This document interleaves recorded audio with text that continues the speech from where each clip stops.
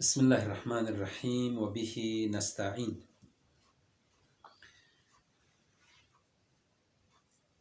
امیر المؤمنین کی شخصیت اور فضیلت اہل سنت کی معتبر کتابوں کے حوالے سے گفتگو جاری تھی۔ اس موضوع کے حوالے سے تو عرض کر رہا تھا جتنا مقام پیغمبر اکرم کو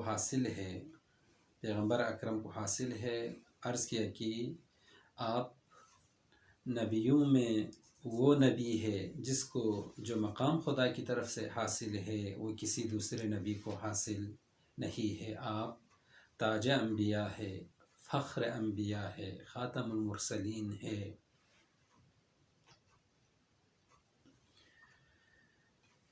تو پیغمبر اکرم کا جتنا مقام ہوگا، حضرت علی علیہ السلام کا کتنا مقام ہے، ہم نہیں اندازہ لگا سکتے ہیں، ہم اس کی درجہ بندی نہیں کر سکتے ہیں، ہم نہیں تول سکتے ہیں، نہیں ناپ سکتے ہیں۔ لیکن اس آیت سے ہم فی الجملہ یہ تو سمجھ سکتے ہیں کہ امیر المؤمنین نفس نبی ہے۔ قل تعالوا ندعو ابناءنا وابناءکم ونساءنا ونساءکم وانفسنا وانفسکم۔ انفسنا وانفسکم جمع ہونے کے باوجود نساءنا جمع ہونے کے باوجود ابناءنا جمع ہونے کے باوجود جس وقت پیغمبر کی طرف سے یہ دعوت دی جا رہی ہے کہ تم بھی لے کے آؤ، میں بھی لے کے آتا ہوں، تو جو پیغمبر لے کر جاتے ہیں جن کو، ان میں صرف ایک ذات ہے جس کو یہ رتبہ ملا ہے، جس کو یہ مقام حاصل ہوا کہ جو انفسنا کی منزل پر اتر آئے۔ جو نفس نبی ہوگا، جو نبی کی طرح ہوگا، جو نبی جیسا ہوگا، اس کا کتنا مقام ہوگا ہم نہیں اندازہ لگا سکتے ہیں۔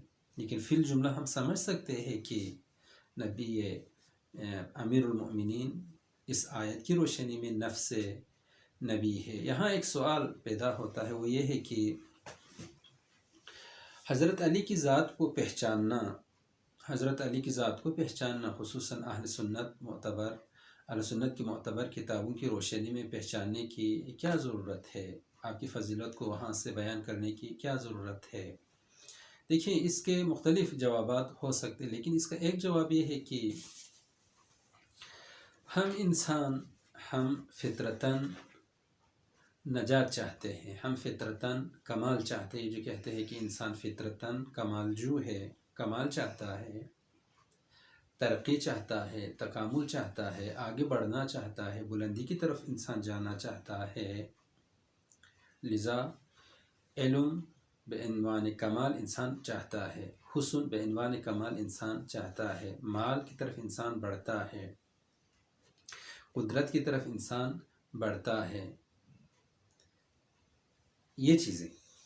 تو چونکہ انسان فطری طور پر وہ موجود ہے جو کمال چاہتا ہے، اور کمال خدا ہے۔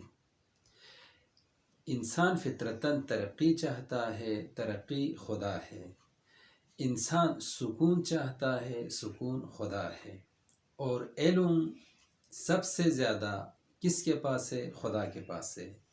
وہ انسان جو علم چاہتا ہے، منبع علم مطلق کا مالک خدا ہے، تو یقیناً خدا تک انسان پہنچنا چاہتا ہے۔ بنابراین اسی طرح سے انسان فطری طور پر کمال حاصل کرنا چاہتا ہے تاکہ انسان نجات پائے، تاکہ انسان کو نجات ملے۔ تو بنابراین کوئی بھی انسان اپنے آپ کو نقصان نہیں پہنچانا چاہتا، کوئی بھی انسان اپنے آپ کو ضرر نہیں پہنچانا چاہتا۔ ضرر سے انسان بھاگتا ہے، ضرر سے انسان خوف رکھتا ہے، منفعت کی طرف انسان، منافع کی طرف انسان جاتا ہے۔ بنابراین فطری طور پر انسان منفعت کو چاہتا ہے، نقصان کو نہیں چاہتا ہے۔ کمال کو چاہتا ہے، نقصان کو نہیں چاہتا ہے، ترقی کو چاہتا ہے، تنزلی کو انسان نہیں چاہتا ہے۔ یہ ایک دوسرا نکتہ یہ ہے کہ وہ انسان جو فطری طور پر نجات چاہتا ہے، تکامل اور کمال چاہتا ہے، اور یہ بھی اس کو پتہ ہے کہ نجات عقیدہ و عمل کے بغیر انسان کو نجات نہیں مل سکتی ہے۔ عقیدہ و عمل کے بغیر انسان نجات یافتہ نہیں ہو سکتا ہے، سعادت مند نہیں ہو سکتا ہے، وہ ایک خوشحال زندگی نہیں گزار سکتا ہے۔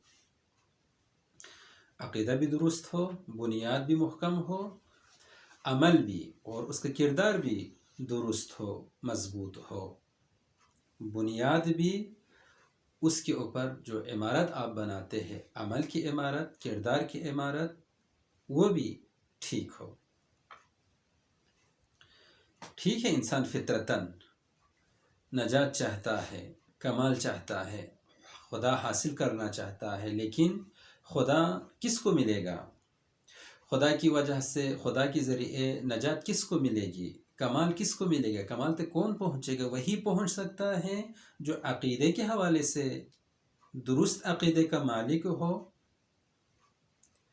عمل کے اعتبار سے بہترین کردار کا وہ مالک ہو۔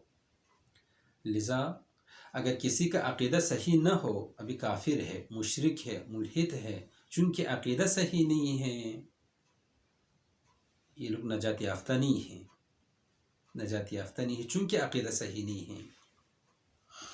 اسی طرح سے عقیدہ صحیح ہو لیکن عمل میں پیچھے رہ جائے، تو پہلی بات تو یہ ہے کہ اگر کسی کا عقیدہ واقعاً صحیح ہے، خدا کی نسبت میں، معاد کی نسبت میں، جس کو ہم کہتے ہیں اصول دین، کوئی خدا کو مانتا ہو، پیغمبر کو مانتا ہو، قیامت کو مانتا ہو، جزا و سزا کا قائل ہو، جہنم اور جنت کا قائل ہو، تو کیسے ممکن ہے بنیاد ٹھیک ہو اور عمارت خراب نکل آئے؟ کیسے ممکن ہے کہ عقیدہ صحیح ہو اور عمل میں یہ پیچھے رہ جائے؟ صحیح عقیدہ اس انسان کو ملزم بناتا ہے کہ وہ عقیدے کی روشنی میں اپنے عمل کو درست کریں۔ تو پہلی بات یہ ہے کہ یہ نہیں ہو سکتا عقیدہ صحیح ہو، عمل غلط ہو، عمل میں پیچھے رہ جائے۔ تو عقیدے میں دیکھنا پڑے گا کہاں گڑبڑ ہے۔ عقیدے کا صحیح ہونے کا لازمہ، صحیح عقیدے کی نسبت میں معتقد ہونے کا لازمہ یہ ہے کہ اس کا عمل بھی صحیح ہونا چاہیے، عمل کے میدان میں بھی وہ آگے ہونا چاہیے۔ لیکن اگر کسی کا عقیدہ ٹھیک ہو، مقام عمل میں اس کے اعمال کم ہو، جبکہ قرآن کیا کہتا ہے؟ وَمَا خَلَقْتُ الْجِنَّ وَالْإِنسَ إِلَّا لِيَعْبُدُونَ۔ عبادت عمل ہے، یہ عقیدے کی بنیاد پر۔ جب آپ خدا کو مانتے ہیں، جب آپ قیامت کو مانتے ہیں، تو اس بنیاد پر عبادت کرو اسی خدا کی جس کو تم مانتے ہو۔ اسی طرح سے هو الذی خلق الموت والحیات لیبلوکم ایکم احسن عملا۔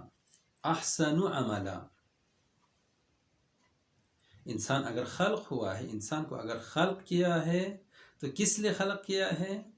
تاکہ وہ بہترین عمل کو، بہترین کردار کے مالک بن جائے، بہترین رفتار کے مالک بن جائے، احسن عمل انجام دے۔ تو یہ احسن عمل کب انسان انجام دے سکتا ہے؟ جب اس کا عقیدہ، اس کی بنیاد مضبوط ہو، بہترین ہو۔ تو بنابراین انسان نجات چاہتا ہے، لیکن نجات کس کے سائے میں؟ عقیدہ اور عمل کے سائے میں۔ تو کہیں ایسا تو نہیں ہے کہ ہم پیغمبر کے بغیر کیسے نجات یافتہ ہو سکتے ہیں؟ آیا کوئی یہ کہہ سکتا ہے کہ پیغمبر کے بغیر جو رہنما اصول ہے،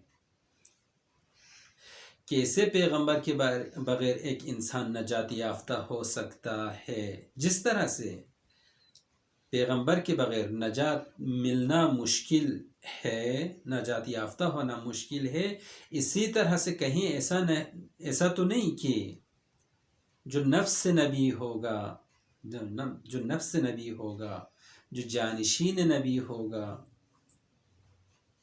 اس کے بغیر، اس کو مانے بغیر کیسے ممکن ہے کہ انسان کو نجات ملے؟ بنابراین جس طرح سے پیغمبر اکرم کی ذات کو پہچاننا ضروری ہے، امیر المؤمنین کی ذات کو پہچاننا بھی ضروری ہے، تاکہ انسان کو نجات ملے۔ وصلی اللہ علی سیدنا محمد و آلہ الطاہرین۔